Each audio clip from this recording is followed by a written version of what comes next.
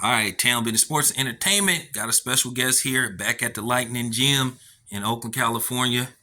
So, I'm back at it. So, I got my man Kris here. So, he let me come in and do this interview because I wanted to get a reaction from him from some past couple of fights that we saw. So, Kris, I wanted to get your opinion on basically what happened with Shakur Stevenson. You trained, you boxed. So, break down that fight. Tell me what you saw if you did see it. Um, Basically, he just had an off night. I don't go off of that fight. I like to bring up an analogy. Vander Holyfield struggled with Burt Cooper. He got dropped. He almost got knocked out in that fight, and he turned around a few years later and beat Mike Tyson. So, styles make fights. And like Joey said, it's like with Canelo with Ryder. He had an off night, couldn't stop that guy. He probably should have stopped him.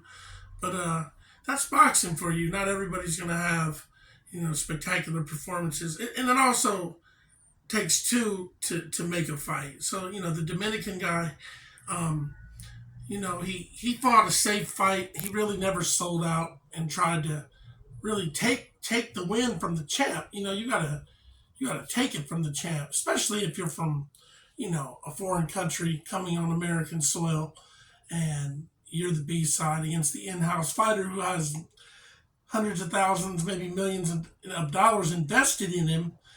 They're not they're not going to let you go out there and stare at the other guy and win the title that way. Shakur, following up on that fight, probably needs to have a statement fight and put that fight behind him and put it to rest. But yeah, I mean, he did what he's supposed to do. Okay, Kris, let me ask you something. Do you think we're being, well, I'm not going to every, say everybody, but there are a lot of people that are just strictly putting this on Shakur Stevenson, just making him the sole blame for this fight happening. And I believe it take two to tango. So do you think the criticism that Shakur Stevenson is getting is fair? And also No, no, it's ridiculous. It's a fight, man. You know what I'm saying? The objective in the ring is to hit and not be hit. And if you got a guy in there that's not willing to engage and take risks, then you cruise to easy victory. Trust me, he's gonna have plenty of hard fights in his future. So having an easy fight, winning, not getting hit, getting paid to do it. Hey, he might have had a little pressure on him bringing those three goats into the ring too. I, I don't really advise that. Making it be like they don't need to come to the dressing room and do all. That's too much extras. It's extra pressure. Until he's ready to deal with that type of pressure. He also, you got to look at that kind of stuff like maybe it's something mental. Something he needs to look at within himself. Just like with that silver medal, when he got that silver medal, he had Robisi, a guy that I'm sure he'll beat right now. The guy's a good fighter and everything, but he should have beat him. His level and his pedigree is a little bit more higher than Robisi, in my opinion. Robisi, he lost like his third fight. Might have lost his pro debut. I don't remember. He lost his first fight. And that just tells you right there that Shakur probably may have overthought that, and it's something he needs to look at. You know what I mean? Like I would definitely look at it if I was part of his team, just the mental preparation and not overthinking things and not being who you are, trying to be something maybe that you're not. And that will happen often when you fight in a hometown environment in front of your family and friends, and you try to do too much or you overthink things. That's a real thing. do you think he got exposed in that fight? Not at all. Not at all. If people think that's being exposed, go fight him. Go fight him. I guarantee you, he rises to the occasion. I mean, he's one of the top five fighters. You got Gerante, you got Tank, you got Matias, you got Teofimo Lopez, you got Haney, And you got my son, Dynamite David Lopez, up and coming 4-0, 3 knockouts, who is a major problem for all of them because he's 6'1" with devastating power in both hands, ring IQ, drop dead gorgeous. You know what I'm saying? He's a total package. And I think he's better and has in the future will overcome all of them and be at the top of that. Yeah, I like that. When it's all said and done, when the smoke clears, he's going to be the king of that division, 140, probably 140 all the way up to maybe junior middleweight. We don't know, but back on topic right now, Shakur is definitely one of the best fighters in the world and could easily beat any of the guys they're talking about. I think a good fight for him to prove that right now would be maybe to fight Pitbull Cruz, who would definitely test him, and that would be a good fight. From what I heard, according to Shakur, he said that Pitbull turned him down. He said Pitbull didn't want to fight, and Pitbull did issue a statement saying that Shakur Stevenson wasn't gonna be he wasn't going to be used as a stepping stone for Shakur Stevenson. I don't know what the fuck that means. I mean, maybe you guys can explain that to me. Well, that just goes to show you how good Shakur is that if guys, that's a big money fight. Hey, you tell Pitbull Cruz a few years ago before he made his big splash to take that fight when he was fighting for, peanuts, I bet you he takes it. So, he's moved up a bit. He's a popular guy. I think he's a good opponent, to test Shakur Stevenson. And, if you don't want to fight them, they got to find somebody else. But there's some guys out there for sure. There's definitely a lot of guys that can test him and, put up a good fight and let him know where he's at, let the public know where he's at. Do you think a fight like that can be made? Because, you still have the politics. I know that Dos Santos was a PBC fighter, and of course Shakur's with Top Rank. Do you think, based off the fact that Pitbull Cruz is one of the high caliber, more popular PBC fighters, do you think that Al would be willing to make that fight? Oh, if the money's right, they'll make it happen. It's all about the money, man. And like, Pitbull has kind of like assumed that role, right? I'm sorry to say, but he is sort of a gatekeeper, a guy that the elite views as an opponent, right? Because let's face it, he's who has he lost to? He lost to Tank and who else? I can not think, but I know did he only lose to Tank?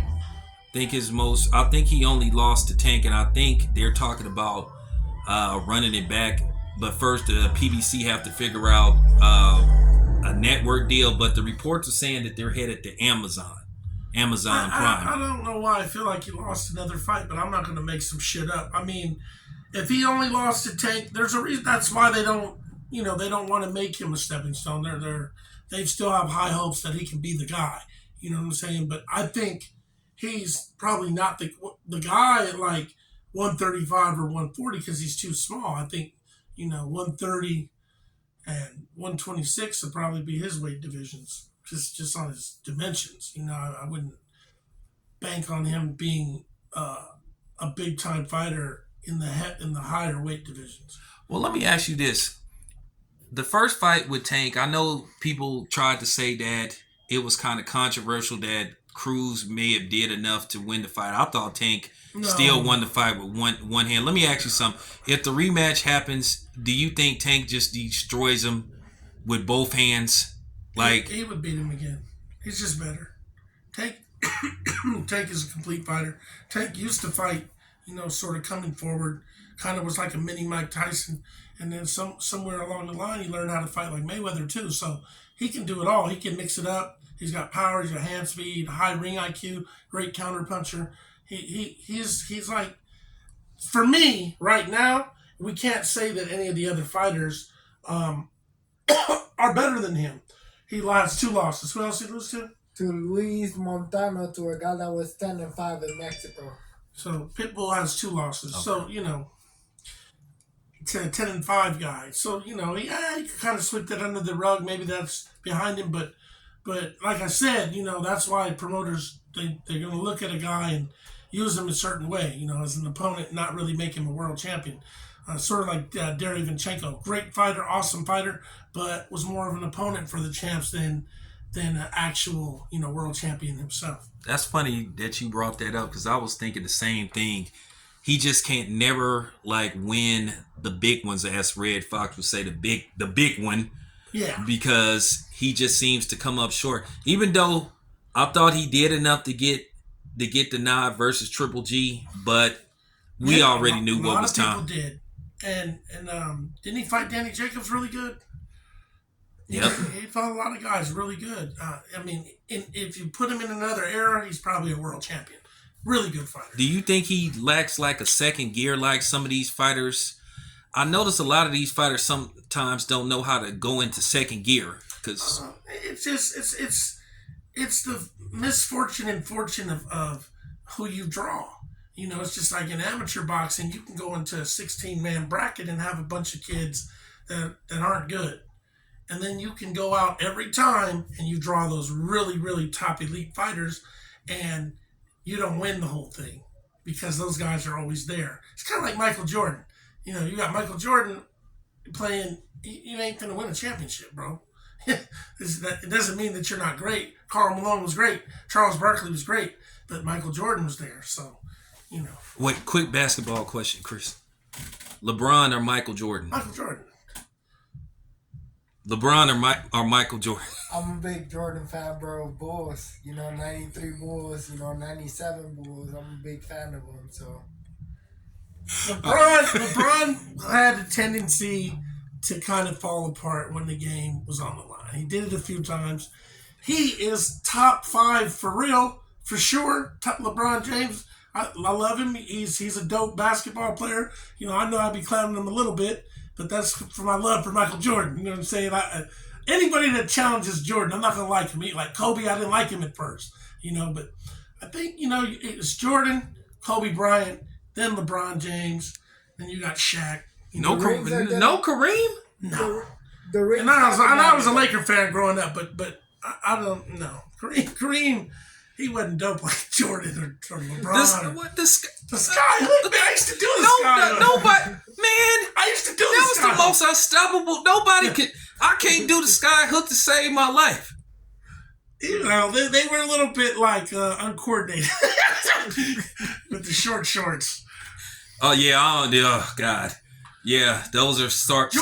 Jordan transcended the game into what it is. Yeah, I'm glad these guys, I hated the Daisy Dukes. Yeah, and they were kind of like back you down, 1-2, 1-2. Jordan, he's a slasher. He was slashing across the court, flying, dunking from the free throw line. Like he changed the game, and it is what it is because of him.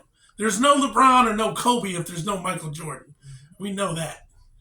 All right, so let's get to the last question because I know you got to get back to training. You guys are busy, man. So what's your assessment of this past Saturday's fight with Boo Boo Andre and David Benavidez? I thought it would be a little bit closer, but damn. I watched him. I saw it going the way it went, but Andrade, I don't know how to pronounce it. I heard it was Andrade. He said it's either one.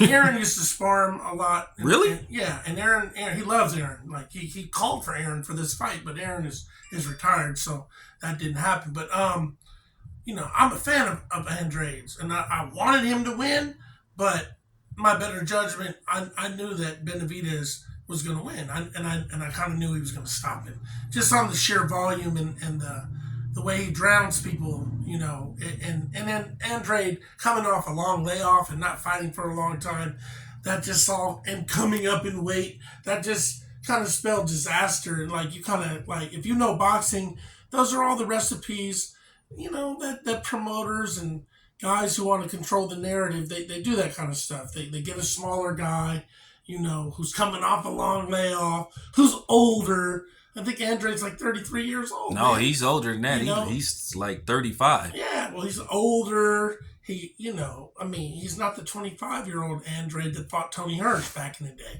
So, Andrade, totally overperformed though. Like he was amazing when he was on. Like I really thought like he's giving him a run for his shit, but I always kept in the back of my head that Caleb Plant. Most people who fight him do really well in the beginning because he's just finding he's finding the range and seeing he's basically studying what you do, and then when he makes his move, it's he's unstoppable. So, I think Andre should like try to fight the Charlos. Um, those would be very entertaining, good 50-50 fights. You know what I'm saying? So I think his stock went up. I don't think it went down from that. I think he proved he could still fight and that he's still a force.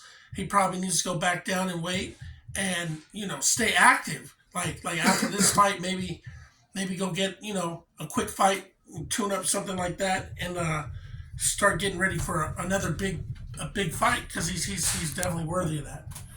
Okay, so what did you think of David Benavidez' performance? Do you think David Benavidez fought well enough to where now the fans are just clamoring and demanding a showdown with Canelo? I think it's time now. I think he beats Canelo.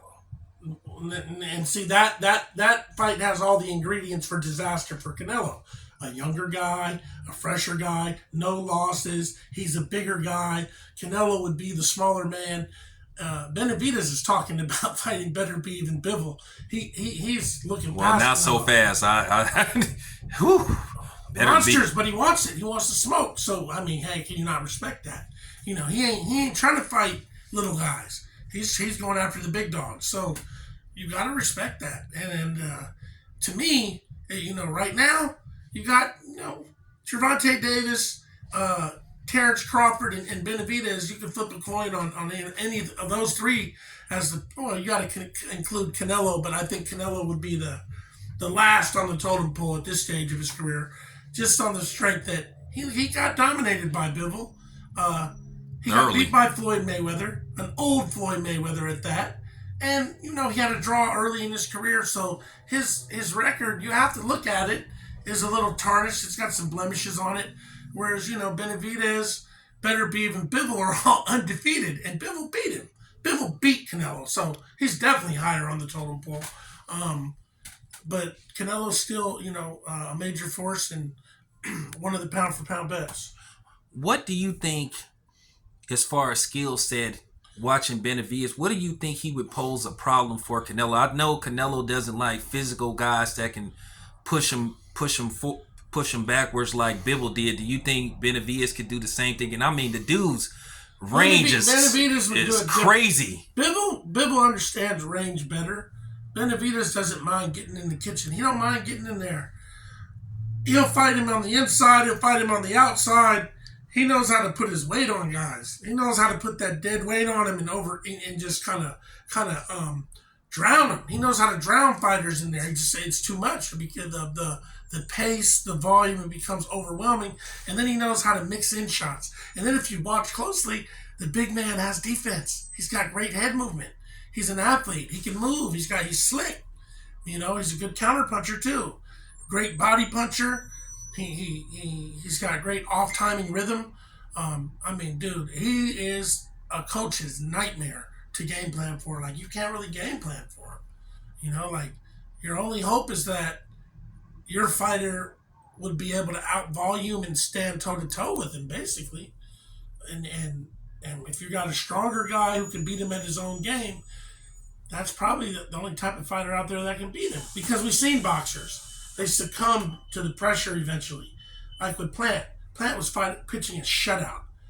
Benavidez caught him one time, and his whole demeanor changed. The fight shifted, and he's just drowning. And lucky to survive. And he paid a dear price in that fight. Like, he took some punishment. I think he would have stopped him. Kris, but that ring was like the size of an amusement park. I never saw a ring that ring was so big, even in the back shots it was out of frame. I never saw a ring that big before. Well, he was cutting it off, and he definitely separated himself. And although Plant did so well in the first half of the fight, he was able to clearly show the better man was that night. And I'm a Plant fan. I like Caleb Plant. He's a great fighter, but he just fell short when it came to fighting Benavidez. Well, let me ask you this, Kris. Do you think if the fight happens, I hope it happens, do you think David Benavidez stops Canelo? I can't say that he stops him because no one stopped him. He's never been stopped. So I think he can beat him. First time for everything. Hey, I think he can beat him. I think that Canelo has got so much pride and willpower and strength. He's also very strong, and he's got a lot, like I said, a lot of pride that he'd be willing to die before he gets stopped. Like, he'd have to put his lights out, and that's going to be hard to do. So I can't predict guys getting stopped when they've never been stopped, and they've been in there with guys like Golovkin. So I see Benavidez beating him, round by round, and adding up a lot of points, and I think it won't be that hard. I think he'll clearly dominate Canelo, but stopping him, I can't go on a limb and say that. You don't think he'll overwhelm him with value and to the point to where he couldn't stop Plant, so that's. I think if that ring would have been smaller, Well, I think if the ring would have, because Caleb was doing a lot of backpedaling, and that's why he asked for a ring. That I think if it had been a smaller ring, Canelo stopped Plant. and you know what's so funny about that, Kris? Because I watched the Canelo and Caleb Plant fight a few times. I thought Caleb Plant was doing very well until he got caught. He was winning both fights. He can't. It's hard. So when Conditioning? it ain't conditioning. It's a strategy. It's a strategy the way people fight. So when a guy carries the whole workload for the first half of the fight, what the fuck you think is going to happen in the second half of the fight when the other guy ain't been doing shit but just coming forward and probing and using his defense, not working that much. He's tired. He's out of gas. It's like a car. If we go in a 300-mile race and you spend the first half of the race pedal to the metal, when we get to the halfway point, I'm going to still have more gas than you. I'm going to make it to the finish line and you might gas out. That's best analogy. Okay. Hey, so I want to ask both of you guys this last question about hand wraps and everything. Okay, since Crawford destroyed Errol Spence back in July,